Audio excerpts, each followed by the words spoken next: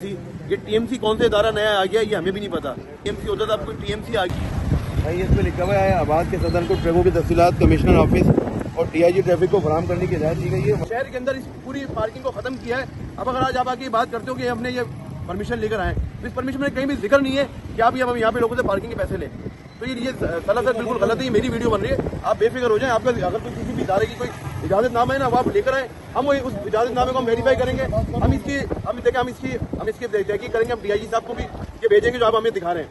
अब मेरे कराची से भी अपील करेंगे, जब आपने एक ऑर्डर पास किया है लोगों के लिए पूरी पार्किंग फ्री कर दी है पूरे कराची के अंदर, तो आज ये टीएमसी का इदारा बन के हमारे सामने आके खड़ा हो जाता है और हमसे कहता है हमें परमिशन मिली हुई है, ये किसके तहत ही काम कर रहे हैं हमें समझते हैं हमारे 12 तारीख है। तो मेरी आला हुकाम से फिर दरखास्त है कि इसके ऊपर एक्शन लिया जाए और कराची को हमको सुकून फराहम किया जाए। रिजवान भाई हमारे जो कराची इलेक्ट्रॉनिक डीलर एसोसिएशन के सदर है, इस पर फौरी तौर पर एक्शन लें, क्योंकि ये जो मेयर कराची साहब और हमारे जो आला हुकाम है इन्होंने जो ये पार्किंग फ्री करी थी, इस पर रिजवान भाई से मैं अपील करूंगा कि उस पर फौरी एक्शन लिया जाए। बहुत शुक्रिया रिजवान।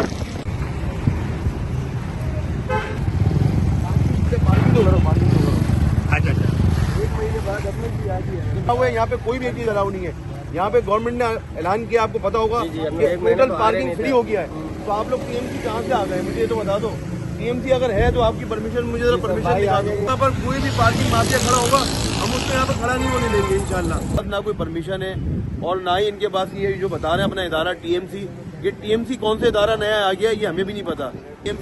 एवरीथिंग कोई भी चीज लेने के लिए आ रहा है उसको कम से कम एक सिंगल लाइन पार्किंग तो उसको अलाउ करनी चाहिए।